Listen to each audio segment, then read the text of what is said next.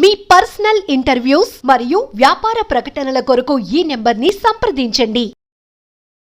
ఇంకోటి కరుణాకర్ గారు, రెడ్డి సామాజిక వర్గానికి, కమ్మ సామాజిక వర్గానికి, కాపు సామాజిక వర్గానికి మధ్య ద్వేషాలు, లేకపోతే కక్షలు ఇవేమన్నా ఉన్నాయంటారా మీరు? ఏం లేవు, మాట్లాడుకునేందుకు తప్ప మీడియాలోను వాటికి వీటికి. యాక్చువల్గా మీరు చూడండి, రాజశేఖర గారు ఉన్నప్పుడు ఆయనకు ఎక్కువ మంది కమ్మాసే ఉండేవాళ్ళు. కాపులు వంగవీటి రంగా మొదలుకొని కాపులే ఉండేవాళ్ళు. ఇప్పుడు జగన్మోహన్ రెడ్డి గారు కూడా ఎక్కువ కాపు సామాజిక వర్గం మన వరకు ఎక్కువ ఉండేది. ఎందుకు ఈ కమ్మ, రెడ్డి, కాపు అనేది ఈ 5 ఏళ్ల నుంచి ఎక్కువ వచ్చింది. ఇంకోటి ఏంటంటే, ఇప్పుడు ఈ కాపు సామాజిక వర్గానికి సంబంధించి నేను ఇష్యూ చెప్తాను చూడండి. ఇది ఎందుకంటే బిఫోర్ ఎప్పటి నుంచో అంటే కమ్మాస్ అంటే కూడా కొంచెం దూరంగా ఉండేవాళ్ళు, చంద్రబాబుకి అటాచ్మెంట్ ఉండేవాళ్ళు. కాపులు మాత్రం ఎక్కువ రాజశేఖర రెడ్డి, కాంగ్రెస్, వైసీపీ, జగన్మోహన్ రెడ్డితో ఎక్కువ మంది ఉండేవాళ్ళు. ఈ రోజా, అంబటి రాంబాబు, కొడాలి నాని, పేర్ని నాని ఇలాంటి వ్యక్తులు నిత్యం ఇక దూషించేది పవన్ కళ్యాణ్, చంద్రబాబు నాయుడు.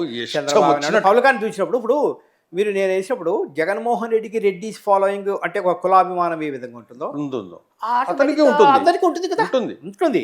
నువ్వు ఆ వ్యక్తిగత టార్గెట్ పెట్టినప్పుడు వాళ్ళు బాధ కలిగి ఆ బాధతోనే ఇప్పుడు అంతా ఏకమయ్యారు. లేదంటే యాక్చువల్గా వాళ్ళందరూ గత ఎన్నికల్లో నీకు ఫుల్ ఫాలోయర్స్, కాపు సామాజిక వర్గం, బలిజ సామాజిక వర్గం అంతా ఫుల్ ఫాలోయర్స్. మరి వాళ్ళందరూ వ్యతిరేకం కావడం అంటే ఇవిలే కారణం. సాలిడ్ గా అయిపోయారు.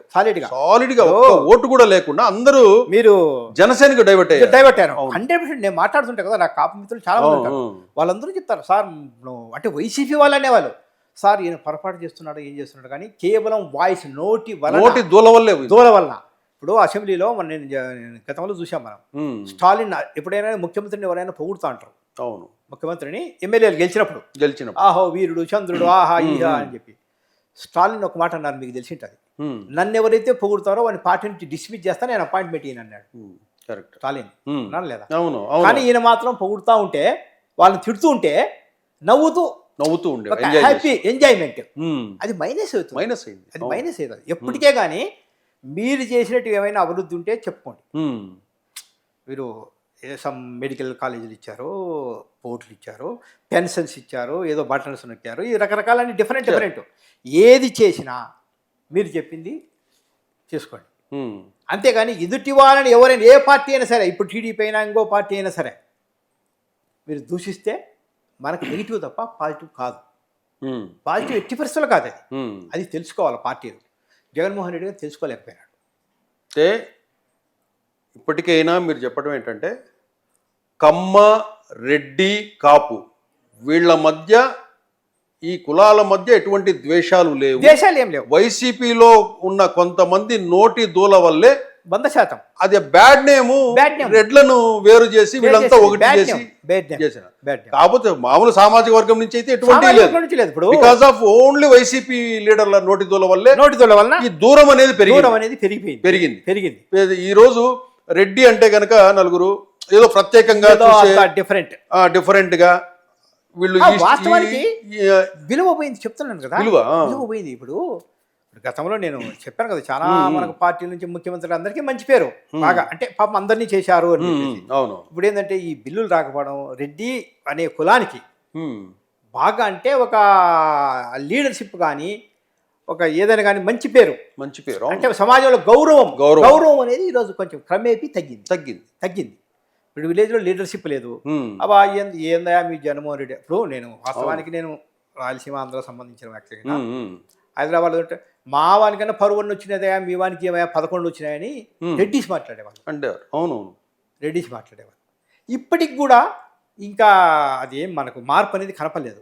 ఇప్పుడు సమీక్ష, ఏ పార్టీ అయినా ఓడిపోయిన తర్వాత సమీక్ష పెడుతుంది. పార్టీ సమీక్ష పెడతాది కదా, ఎందుకు ఓడిపోయాము మనం.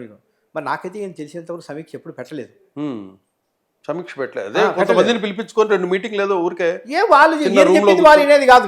మీరు చెప్పడా మనం ఎందుకు ఓడిపోయాము, మీరు నాకు పబ్లిక్ చెప్పండి. అవును, పబ్లిక్ చెప్పండి. ఇప్పటికే ఆయన పబ్లిక్ లోకి రావడం లేదు.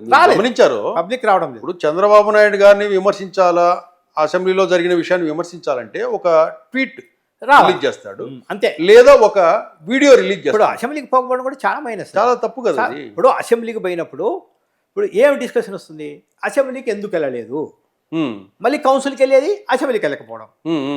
అవును అవును.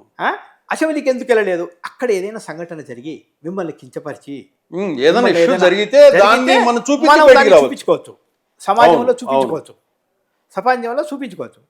అది చూపించుకోకుండా జస్ట్ ఇప్పుడు ఈ నిర్ణయం కూడా ప్రజల్లో ఎంత చులకనవుతున్నామనే విషయం కూడా ఈయన గ్రహించలేకపోతే, మాజీ ముఖ్యమంత్రిగా చేసిన వాడు నువ్వు 100 కిలోమీటర్లు పాదయాత్ర చేసి కొన్ని వేల మంది లక్షల మందితో కలిసిన వాడివి, కనీసం మీకు ఆలోచన లేకపోతే జనంలో ఏమనుకుంటున్నారో కూడా ఆయనకు ఇన్ఫర్మేషన్ లేకపోతే. నేను అదే చెప్తున్నా కదా, పూర్వకాలము రాజులు మారువేషాల్లో వెళ్ళి ప్రజల సమస్యలు తెలుసుకునేవాళ్ళు. మనం కథల్లో చదువుతుంటాం, కథలో చదువుతాం. ఇప్పుడు బయట ఏం జరుగుతుంది, బయట ఇప్పుడు ఏదో ఐపాక్ సర్వే ఒకటి, చెవిరెడ్డి సర్వే ఒకటి, 160, 150 సర్వేలు అంతే. ఈ అంకెలతోనే అంకెలతోనే మార్చడము క్యాండిడేట్స్ను. నువ్వు ఎవడైనా సరే వేమిరెడ్డి ప్రభాకర్ రెడ్డి పో, ఆడ పెద్ద డిస్కషన్ ఏముండదు. వాళ్ళు ఏదో సమస్య తేవడమో వాళ్ళు ఏదో యాంటీగా కావడమే లేదు. నువ్వు చెప్పింది నేను వినకపోతే నీకు టికెట్ లేదు, నువ్వు వెళ్ళిపో. ఇంకోటి, వేమిరెడ్డి ప్రభాకర్ రెడ్డి గారు నెల్లూరు జిల్లాలో ఆయన ఒక పెద్ద మనిషి, ఆనం రామనారాయణ గారు ఆయన ఒక పెద్ద మనిషి. వీళ్ళందరినీ మాగుంట శ్రీనివాసరెడ్డి వాళ్ళు ఏమి ఆశించేవాళ్ళు కాదు.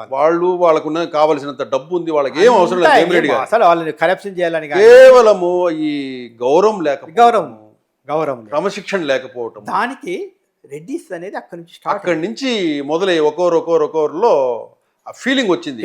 తర్వాత ఇన్ఛార్జీలు ఇవేవో కోఆర్డినేటర్స్. ఇప్పుడు ఎమ్మెల్యే ఎందుకుంటాడు, ఒక పార్టీ ఎమ్మెల్యే అంటే ఒక నియోజకవర్గంలో అతను ఒక లీడరు, జిల్లా మంత్రి, ఒక జిల్లాకు మంత్రి, రాష్ట్రానికి మంత్రి అయినా ఒక జిల్లాకు సంబంధించినటువంటి ఒక ఆ జిల్లా వాడు కాబట్టి అక్కడ చేసుకో. మళ్ళీ ఈ కోఆర్డినేటర్స్, అవును, ఈ పెత్తనం అంటే ఆ పార్టీ స్ట్రక్చరు కనీసము టీడీపీ పార్టీ స్ట్రక్చర్ను చూసినా కూడా ఈజీగా యాజ్ ఇట్ ఈజ్ మనము అది వర్క్ చేసుకున్నా కూడా ఆయన బ్రహ్మాండంగా ఉండేది. ఇప్పుడు ఇంకా మారినట్టు ఏం కనిపించలేదు నాకు, కనిపించలేదు. ఇంకోటి ఏంటంటే మనం విన్నాం ఎదుటి పార్టీ బలహీనతే ఈ పార్టీ బలం అని చెప్పా కదా. ఇప్పుడు ఏమవుతుందంటే గతంలో 2 పార్టీలు ఉండేది. మనం హోటల్కి వెళ్ళి ఇడ్లీ వడ ఉంది అంటే 2 ఆలోచన ఏదో ఒకటి అని. ఇడ్లీ వడ పూరి దోశ అన్నప్పుడు 4 ఉన్నప్పుడు కొంచెం ఆలోచిస్తాం. ఇప్పుడు 4 పార్టీలు వచ్చాయి, 4 పార్టీలు. తర్వాత మనం అనకూడదు కానీ జనసేన పార్టీ మీద కరప్షన్ ఆరోపణలు తక్కువ. అవును, ఇప్పటి వరకు మనం ఈ కొంచెం బలమైన సామాజిక వర్గము ఉంది వాళ్ళ వెంబడి. ఆ ఓటు బ్యాంకును చీల్చాలి ఆ ఓటు బ్యాంకు. అది సామాన్య పవన్ కళ్యాణ్ ఉన్నంత వరకు సామాన్య పని కాదు. మళ్ళీ వీళ్ళు టీడీపీ విభేదాలు వచ్చి ఏదన్నా అదంతా ఉన్నప్పుడు అది డిఫరెంట్ గా ఉంటుంది. గతంలో లాగా మనం ఆలోచన చేసే మూమెంట్ లేదు. అంటే ఈయన ఇప్పుడు ఎలా ఉన్నారంటే చంద్రబాబు బలహీన పడితే మళ్ళీ నేను అని అనుకుంటున్నాడు. కానీ అది అంత సాధ్యమైనటువంటి డిస్కషన్ లేదు. నీ పార్టీకి సంబంధించినటువంటి పునాదులు నువ్వు సరిగ్గా వేయకోకుండా మనం ఎంతసేపు ఆపోజిట్గా ఆలోచన చేస్తే, ఇప్పుడు తెలంగాణ రాష్ట్రంలో చూస్తున్నాము. ఇప్పుడు బీజేపీ 8 ఎంపీలు 8 అసెంబ్లీ వచ్చాయి, కానీ బీజేపీ ఏమైనా పుంజుకుంటుందా? పుంజుకోలేదు కదా. ఇక్కడ బీఆర్ఎస్ పుంజుకుంటుంది. సో పాలిటిక్స్ అనేటివి ఒకే ఎదుటి పార్టీ బలహీనత అనేది చూస్తూ ఈ పార్టీ పునర్నిర్మాణం కూడా చేసుకోవాలి. అసలు ఈయన గారు చేసిన తప్పు ఏంటంటే, జగన్మోహన్ రెడ్డి గారు గవర్నమెంట్ ఉన్నప్పుడు పార్టీని పట్టించుకోలే. కలవడం మెయిన్. నేను చెప్పాను కదా 10% ఓట్ బ్యాంకు పార్టీని. అది ఎక్కడ ముందు నేను ఎమ్మెల్సీ ఎలక్షన్ అప్పుడు మీకు ఉదాహరణ చెప్తాను. ఎమ్మెల్సీ ఎలక్షన్ అప్పుడు, గ్రాడ్యుయేట్ ఎమ్మెల్సీ ఎలక్షన్ అప్పుడు నేను స్టేట్మెంట్ చెప్పాను. అప్పుడే సామాజిక న్యాయం పనికిరాలేదు మనకు, అవును. ఎందుకంటే బీసీలో 90-100 కులాలు ఉంటాయి. ఒక్కొక్కరు ఐక్యంగా ఉండరు. ఇప్పుడు మీరు గతంలో చూస్తే ఇబ్రహీంపట్నంలో పిఆర్పి తరఫున దేవేంద్ర గౌడ్ గారు నిలబడ్డారు. ఆయన మంచి ఆర్థికంగా బలము, గౌడ సామాజిక వర్గము, బీసీలు ఎక్కువ ఉన్నారు అక్కడ ఇబ్రహీంపట్నంలో. ఆయనకు వ్యతిరేకంగా 3-4 వివిధ పార్టీల నుంచి రెడ్డి నిలబడ్డారు. మంచిరెడ్డి కిషన్ రెడ్డి సంబడి గుర్తు రాలేదు, కానీ గెలిచింది మంచిరెడ్డి కిషన్ రెడ్డి గెలిచాడు అక్కడ.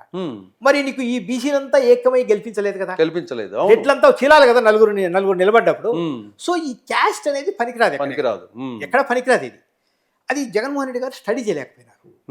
ఈ పీకే చెప్పినాడు కదా, ఇదంతా బీసీ ఎస్సీ ఎస్టీ అనడంలో అది మైనస్ అయింది. Minus. గ్రాడ్యుయేట్ ఎలక్షన్లో చివరికి ఇదే ప్రశాంత్ కిషోర్ మొన్న ఎలక్షన్స్ ముందు mister Jaganmohan Reddy losing very big loser అనేసి స్పష్టంగా చెప్పిపోయాడు. అవును. అప్పటికి కూడా ఈయన జాగ్రత్త పడలేదు ఏం ఇప్పుడు జరుగుతుందో. అప్పటికి జాగ్రత్త పడలేదంటే ప్రశాంత్ కిషోర్ గెలుపు చెప్తే ప్రజలు ఎవరు వేయరు, ఓటమి చేయమంటే ఓటమి వేయరు. అది ప్రశాంత్ కిషోర్ ఆ మాట అన్నాడు, ఆయన మీద కూడా దాడి చేశారు వీళ్ళు. అదే అది ఆయన అక్కడ ఎన్ని చోట్ల ఫెయిల్ అయినాయి కదా, ఆయన సర్వేలు అనేవి ఏవి పనికిరావు. ప్రజల నాడి తెలుసుకోవడం అంత హైలీ ఇంపాసిబుల్. రీసెంట్ సర్వేలు కూడా చాలా సర్వేలు ఊపీలో స్వీప్ అంటే ఊపీలో ఆటకాటికి మెజారిటీ వచ్చింది, అవునవును బీజేపీ మెజారిటీ. అవును. సో సర్వేలు అనేది జస్ట్ అవగాహన, అలా జస్ట్ సంబంధించినటువంటి అనాలిసిస్లో పనికి వస్తాయి కానీ పూర్తి సర్వేలు ఎక్కడ సక్సెస్ కాలేదు.